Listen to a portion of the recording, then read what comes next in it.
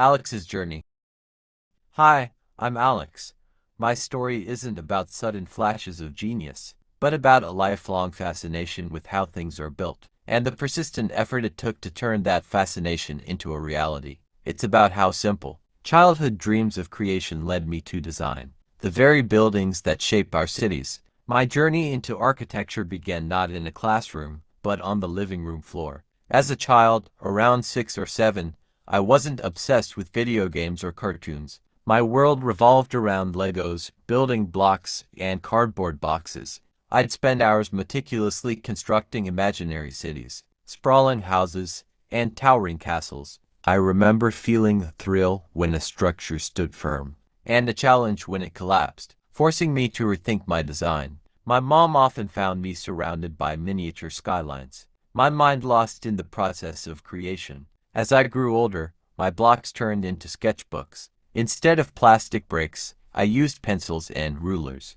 I'd draw houses, schools, and even fantastical bridges, often inspired by buildings I saw in books or during family trips. I didn't just draw the outside. I tried to imagine the rooms inside, how people would move through them, and where the light would fall. I was fascinated by the way buildings defined spaces and how they could make people feel. It was a quiet obsession, a personal world built on paper. In high school, my passion for design felt somewhat out of place. Most of my friends were focused on sports or more traditional academic subjects. When I talked about wanting to be an architect, I sometimes faced blank stares or comments about it being a hard or competitive field. My first attempts at technical drawing were messy, and my perspective sketches often looked distorted. There were moments of self-doubt. Am I really cut out for this? I'd wonder. It felt like my childhood dream was colliding with the harsh realities of professional skill and competition.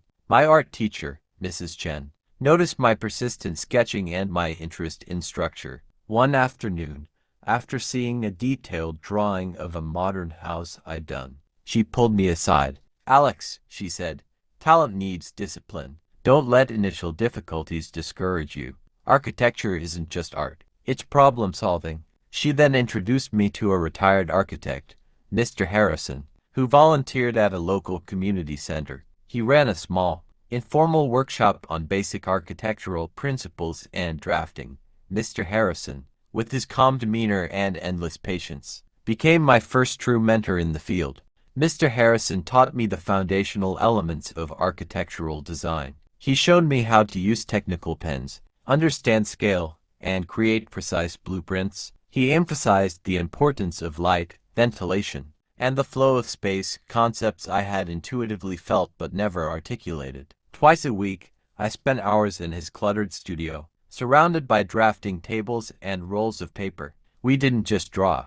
We built small balsa wood models, learning about structural integrity and spatial relationships. Every line I drew, every joint I glued, deepened my understanding and commitment. After several months of dedicated work, Mr. Harrison challenged me to design a small community library for a hypothetical site. I poured all my learning into it, from the functional layout to the aesthetic choices. Finally, with his guidance, I built a detailed scale model. The day I presented it to him, seeing my vision, my carefully planned spaces, and my chosen materials take physical form was exhilarating. Holding that model in my hands, a tangible representation of my ideas, was more fulfilling than any academic grade. In that moment, the abstract dream solidified into a clear path.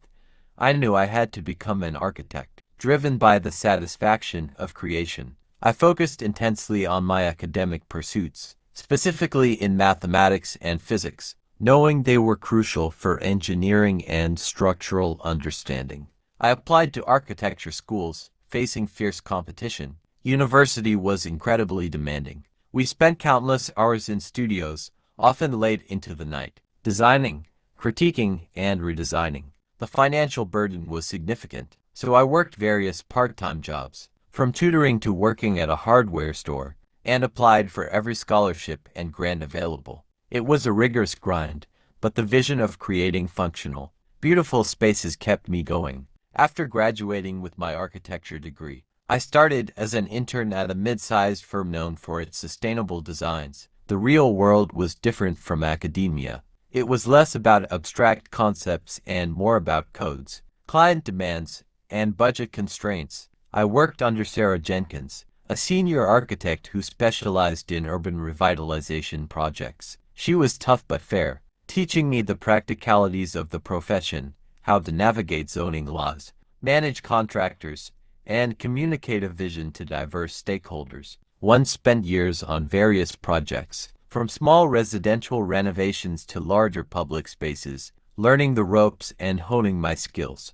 Then came the opportunity that would define my early career. Our firm was invited to submit a proposal for a new community arts center in a revitalized downtown district. It was a challenging site, with limited space and strict historical preservation guidelines, but I saw its potential. I poured myself into the design, envisioning a building that would be both modern and respectful of its surroundings, filled with light and accessible to everyone. My proposal, which incorporated sustainable materials and a unique public plaza design, was chosen. Seeing that first shovel break ground, and then watching the steel skeleton rise against the sky, was an indescribable feeling of pride and accomplishment. The project, once completed, was praised for its innovative design and its positive impact on the community, earning several architectural awards. Today, I am a lead architect at the firm, with my own team of talented designers. We specialize in public and cultural spaces,